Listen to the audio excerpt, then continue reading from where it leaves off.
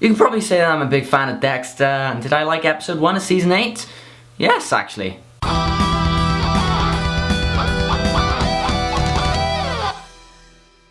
So it's set 6 months after Maria's death, as glorious as that time was. And we always see how calm and collected Dexter is after a tragic event. I think if Harrison goes, maybe then he'll explode.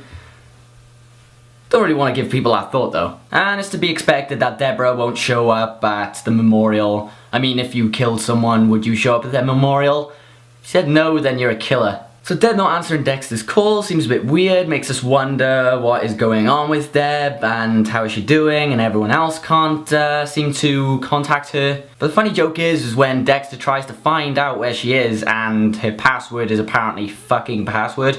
I mean, come on, I know it's a funny joke and all, but how would a lieutenant have the brains to put their password like that? Anyone, well, I guess Dexter would be the one to guess that he guesses anything anyways. So like always, we always introduce a serial killer for this kind of season. This one likes to remove a part of the brain which is linked to empathy. And as a brain surgeon, I hereby nickname him the Brain Licker. So this whole concept is explained by Dr. Evelyn Vogel, who is a new character added to the series. And personally, her mystery, I think, was the best part of this episode. Because what she was saying applied mostly to Dexter and playing semi kind of mind games with him. Basically, she's the one who truly knows Dexter inside and out, how his brain works. And we've been needing someone like Lundy to rise from the ashes for a while. So she leaves quite a mysterious aura on everyone. I hope everyone at least. Fine, I know who she is. Deb hating Dexter causes him to lash out a lot, and not just in his head. First you get him throttling a guy for cutting him off on the road, while his kid is in the back. And Harrison drops a vase or vase over, and he decides to say, Jesus Christ, Harrison, look what you did. To which at this point we never really seen Dexter lash out at Harrison like this. We've always seen him like a loving father. And he did lash out at Batista beforehand, saying that she died because she wouldn't let anything go. Whether that was Lugueta's vase or not doesn't really matter. It's the fact that Harrison was a bit too ratty, you know. I hate kids. Probably shouldn't have said that. Okay, Deborah in season 7, right? She went to that cargo thing in order to protect Dexter and make sure he didn't do anything stupid. Then again, when it's Dexter, you can't really call it stupid, I suppose. She basically hated Dexter for putting her in that position. But then we see that Dexter is trying to save Deb and this new fuck buddy. Actually, fuck the fuck buddy. That's proven with the stabbity stab stab. This part where he actually killed him was pretty interesting because of Michael C. Hall's acting and probably also Jennifer Carpenter's as well. This kind of reminded me when Dexter was back as a young adult and was there with Harry.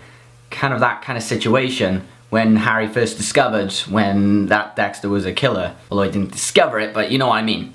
Discovered his first kill. But then it really does hit him when Deborah says that he's the one that's lost and she's found a place, she's in hell. And it further signifies him being lost when he loses Harrison later on and he hugs him while his blood's still on his hands. And then he has to wash out the stuffed animal blood. Like I say, it was probably the ending of the episode that was the killer. No pun intended. It's when we see the drawings of Dexter. Now we suspected that, yeah, she may know something about Dexter. I mean, why would she come back at this certain time? We probably know, or she knows, that he's a killer. But then again, Lundy didn't really know. He had his suspicions, but in the end, he chose Dokes. I think it's really the way they ended it. You can't kill me, you don't fit Harry's code. So not only does she know that Dexter is the killer, she also knows about the code, which is also a bit more strange. And it's really that. What we did suspect was she knew. We didn't really suspect that she knew about Harry's code, so it was pretty clever of the writers to actually do that, to kind of put a further truth into it. I mean, this kind of suspense is what made seasons 4, 1 and 2 good. The other ones were either from good to mediocre, in my eyes. That's my honest opinion. I mean, season 6 went a bit overboard with this plot twist and far-fetched, and there was really no turning point in season 5, just kind of a pointless ending. I was talking about Dexter on Facebook today, and this subplot with Jamie and Quinn, people didn't really seem to see the problem. The problem I have with Jamie and Quinn, it's not really such Jamie, it's more Quinn. Most of the times where Quinn has had relationships, it's kind of made me hate him even more. Like, I liked him before he was in a relationship with Deb. I think it just links in with all the shippings they've had in the series. I mean, first we have Batista with a fit prosy poser, and it ends with the click of my fingers. We have Quinn and Deb. We have Batista and LaGuerta, which was pretty annoying.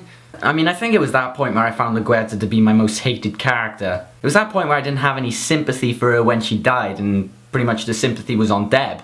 I mean, I just want them to stop treating this like some interstation shipping factory. But really, I just feel like they're kind of going back to square one. You know what's gonna happen? Somehow Batista's gonna find out, and they're gonna be falling out. And the worst probably part is, which is probably gonna be the best part of the plot, is that they're both partners. So how is that going to affect them? But I suppose they have something to give to Jamie while she's having a break off work. As weird as it is to say, I kind of prefer this Batista than the one that is getting continuously lovesick and led on. And overall, I just think season 8 is off to a good start. I hope it continues on to this good path. No stupid plot twists or anything. Maybe something unexpected. Yeah, that is pretty much a plot twist. They gotta keep the focus strict on the characters we actually care about. Nothing else. Maybe something else. Well, they've got to finish up the subplots. I mean, not as many people like season 7, but I kind of felt that it was actually carrying the plot forward. And season 8 is going to continue to do that until the very end, which is going to be the end of season 8, the final season. They can't mess this up. Can't. So besides from some minor issues, that's my take, and I'm giving those minor issues kind of a pass. I just don't like them to take up too much screen time. So thank you for watching, and lights out.